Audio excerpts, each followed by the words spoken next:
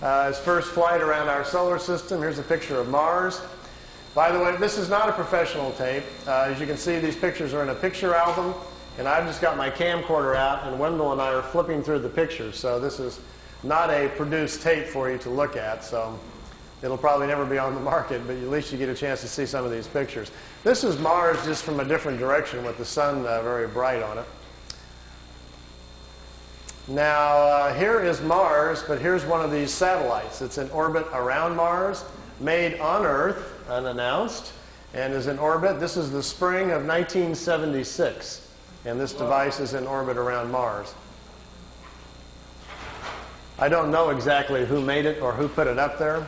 Here's another one. This is Mars again, and here's the light panels, solar panels, and the satellite equipment in orbit around Mars again. This is a different one. This is a dust storm on Mars. Billy wanted to get close and try to take pictures of artifacts. You've all heard about some of the Sidona on Mars, about the face on Mars that Richard Hoagland and other people have been looking into. Billy published a paper back in the 70s talking about that. There was a race of people lived on Mars. They had a terrible catastrophe about 186,000 years back. At the time, there was about 40 million people killed on Mars, and they're all gone now, of course. So there were societies there, and we will find quite a few remains of their civilization once we get up there. Here he's on board one of their large motherships. This is the side or the edge of a saucer that was parked inside as he was walking by it. Here's Jupiter. Here's the mothership in orbit. They're flying into it to go aboard. It was 17 miles high and about 10 miles in diameter. He spent 3 days on it. They went to different places in our galaxy to show him around. This was the craft that was right in front of him as they were flying into it. He took a picture of that one.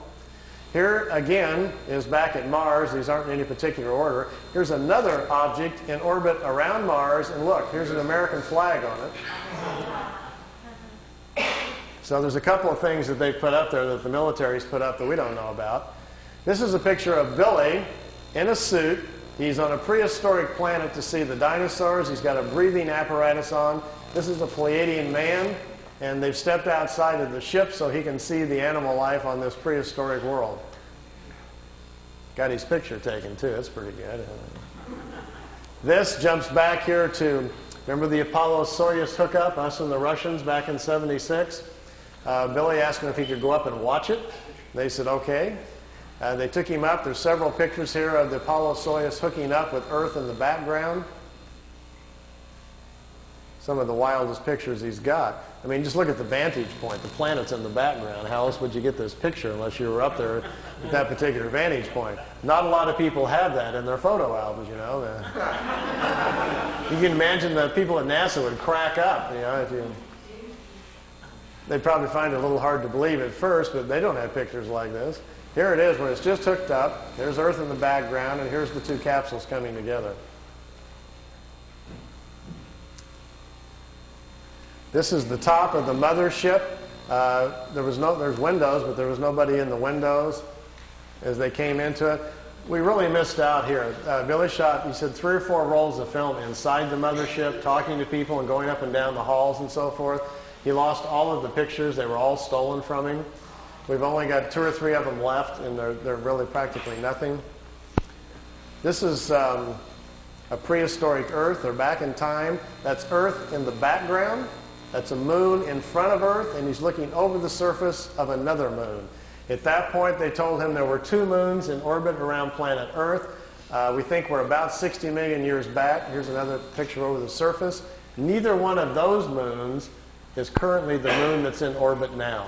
The moon that's in our orbit now, they say, has only been there around 5 million years. Look at this one. This is another piece of equipment in orbit around Mars, and it's huge. It's like a space station. And it's in orbit around the planet. It's also from Earth. We haven't heard anything about that, have we? Here's the dinosaur pictures. Billy's back inside the ship, and there's a viewing screen in the craft, and he says he's taking these pictures. Here's our first dino. He's got kind of gold-brown skin, got large hind legs, short forelegs, and a head that looks kind of amphibian, like a vegetarian type. Here's the second one. There's a bird here apparently dropping some food or something. Is that Charles? Charles dropped his food. This one's pretty hard to see. Here's the head of some sort of creature crashing through some bushes here. It's hard to tell. I know it's probably hard to see these anyway from back there, but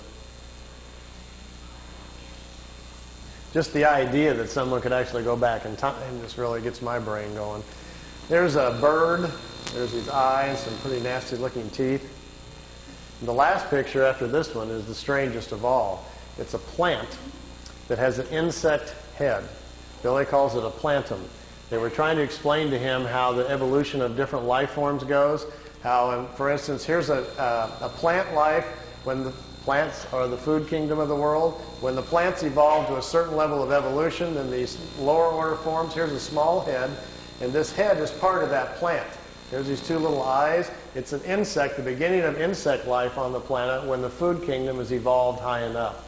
There are 7 different stages, they say, of spiritual energies or creational energies on a planet that create the many different kinds of life forms. There's a transition from one kind to the next. Ours is the 7th or the last one. We have to wait until the animal kingdom has raised the evolution of the body material high enough so our cycles can start.